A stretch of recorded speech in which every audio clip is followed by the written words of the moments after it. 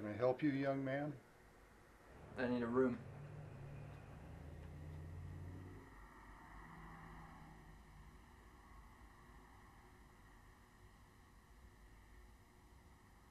How many people?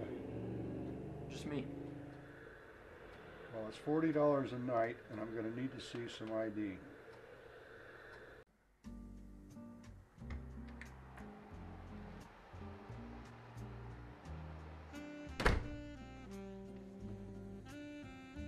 What a piece of shit. Those bed sheets are a horrible color. Walls are dirty. God knows what the bathroom's gonna look like.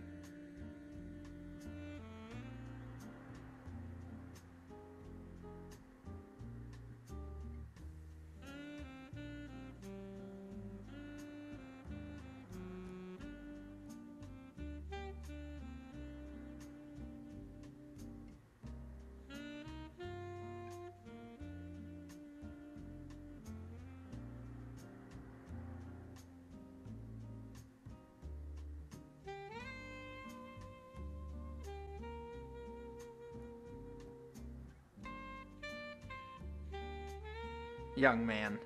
What an asshole. Excuse me, young man, what can I do for you? Yeah, I obviously realize I have a fucking baby face, but that doesn't mean I'm a young man. I am 20 years old. I should be respectfully known as a fully matured male.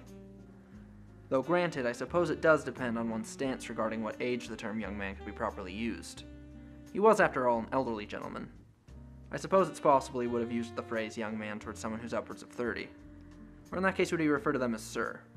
Which, in my opinion, is extremely more respectable than one who hasn't crossed into the eccentric world of manhood, but instead dwindles on the edge of spoiledness without proper perspective of the world. The fuck does he know? He works in a motel.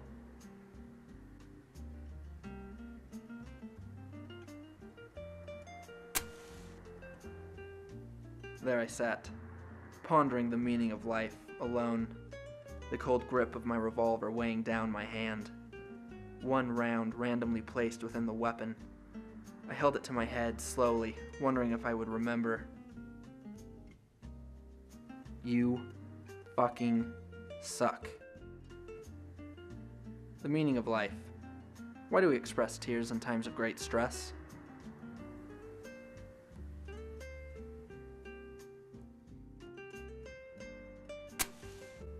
Smoking cigarettes is a disgusting habit. A horrible, horribly disgusting habit. But I love the smell it protrudes. It smells like an old, depressingly beautiful motel. And I can buy the cheaper packs whenever I need to restock. It's beautiful. Since I am an artist, I figured I'd at least try taking up smoking, since it's typical to ponder your thoughts while enjoying a cigarette. For the first month, I did in fact enjoy it. I felt so mature and distinguished staring at my work while puffing off a stick of tobacco. Then I realized I'd never once inhaled. And once I tried, I vomited all over my work, destroying the mass amount of mediocre art I'd put only a small amount of effort towards. I was absolutely devastated.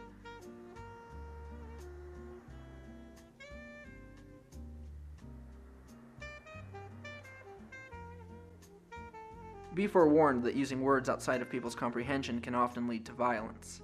If you haven't guessed by now, I'm talking about this massive black eye I'm currently presenting. I'd like to tell you I beat the shit out of the other guy because I'm an all-out ass-kicking machine, but that would be a complete lie as I literally had my ass handed to me on a platter. I'm kind of ashamed I just used the word literally because it didn't literally happen, but I obviously don't own a time machine, so I suppose I'll just make it known that I fucked up that sentence.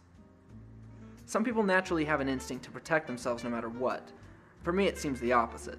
My natural instinct when approached with a violent situation is to curl up in the fetal position and explain how everything has been one big misunderstanding, even if it clearly was entirely my fault and even if I clearly do deserve to have my ass kicked. I try and remember every place that I visit, even if it is a depressing dark hellhole like this. Carpet's dirty with holes throughout it, the walls haven't been cleaned in years, and the entire place smells like it's been hotboxed with cigarettes for decades. I'm a man and I've never had a girlfriend before. I haven't even kissed a girl, let alone acted intimate with one. I've been in love a few times, and by that I mean I've fantasized over certain girls that I've superficially observed. But love is a combination of two personalities, not one that's stitching together a perfect significant other based on their own thoughts.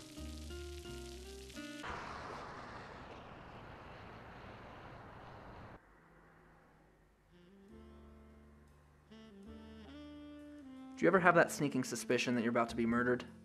That long-lasting tingle throughout your body that someone, somewhere is going to be your utter demise?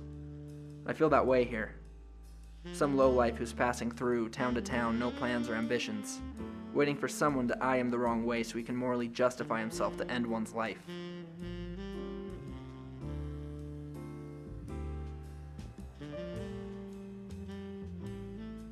Death is an interesting concept, isn't it?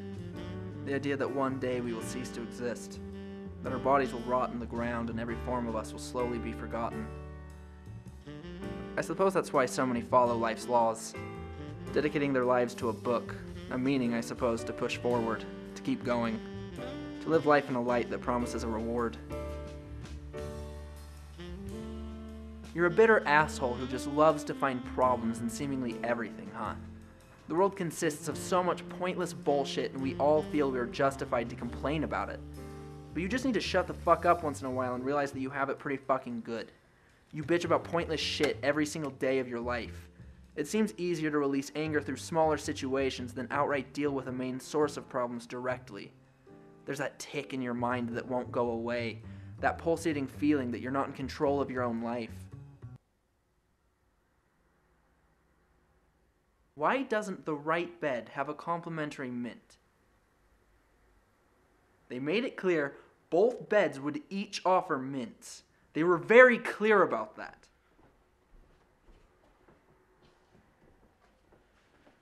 Fuck!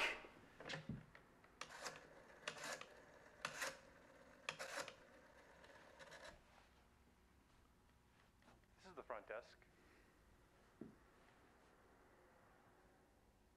On the verge of releasing an incredible amount of built-up anger towards this poor soul who obviously had no control over my problem, I focused my nerves and tried to pull enough sense together to view this from a larger picture. It's a mint. It's a piece of candy. But you're not mad about the candy, are you?